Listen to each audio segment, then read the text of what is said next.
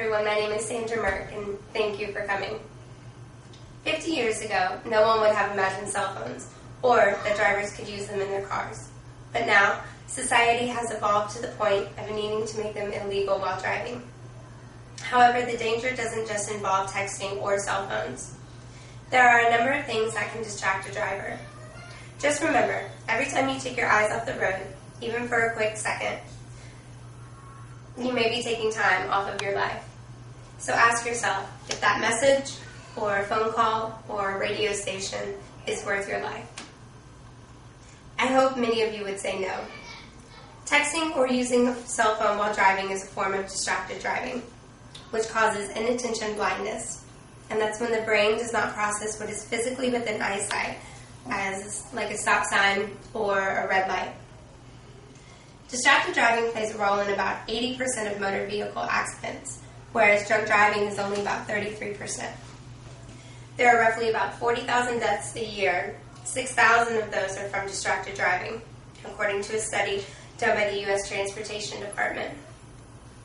Distracted driving is a serious and deadly risk for teenagers. In 2009, 16% of teenagers under the age of 20 died in car crashes involving distracted driving. That is 16% of children who will never get to graduate high school or go to college. 16% of children who will never get to grow up, get married, or have a family of their own. Take Caleb Sorhin, for example. Caleb Sorhin was an 18-year-old graduate of Morgan County High School. On December 15, 2009, Caleb was heading to his home in Athens, Georgia, when he got a text message on his cell phone. Caleb then picked up his phone to read the message. He ended up veering off into the other side of the road, where he struck another vehicle head-on. Caleb died instantly. After the accident, Caleb's family, along with State Representative Amos Amerson, moved quickly to propose a ban on texting while driving in the state of Georgia. It only took 6 months for the ban to be passed and the law to be put into effect. The Caleb Sorhin law was officially passed in June 2010, stating that no person under the age of 18 shall operate a motor vehicle on any public road or highway of this state while using a wireless telecommunications device. So now teenagers are completely banned from using cell phones while driving, which is a good start. On the other hand, teenagers are not the only drivers who are using their cell phones. Adults are just as bad, if not worse. Adults are supposed to be the ones that kids look to for guidance. If a child sees their parent texting or talking on the phone while driving, it sends a message to that child that it is okay to be distracted. And it's not only the parents' lives in danger, but their children as well. The law for adults states that no person over the age of 18 shall operate a motor vehicle while using a wireless telecommunication device to write, send, or read any text-based communication, including but not limited to a text message, instant message, electronic mail, or internet data. Nevertheless, studies suggest that these laws have not made a change in motor vehicle accidents. The numbers are not increasing, but they're not decreasing either. And that's because there are other forms of distracted driving that don't involve cell phones at all. Distracted driving can include all sorts of behavior, from eating to putting on makeup, singing to talking and laughing with friends.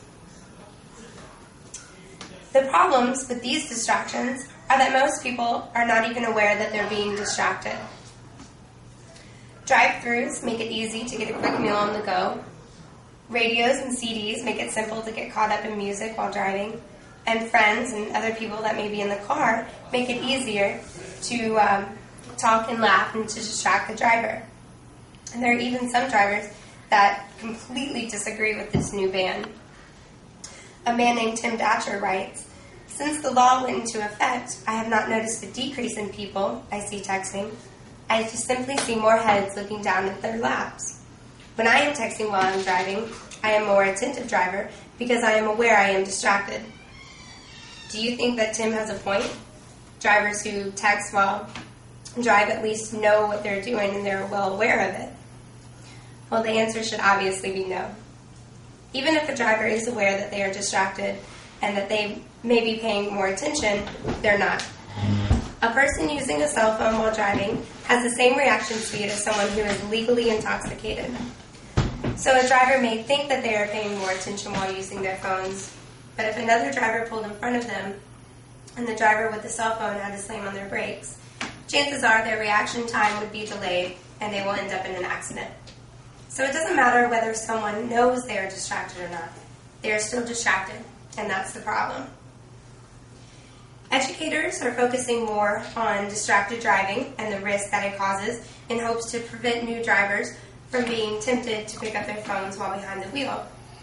There are also some things that individuals like yourselves can do to try and change the behavior of those drivers that still use their cell phones while driving. As of 6,000 deaths a year is not good enough. The first thing to do is to put down the cell phone. No one is going to listen to someone that is breaking the rules themselves. So while driving, just simply put the phone down until the car is safely parked. Secondly, don't enable drivers to use their phones. If you know someone is in their car and that they're driving, don't call them or send them a message. Lastly, report it.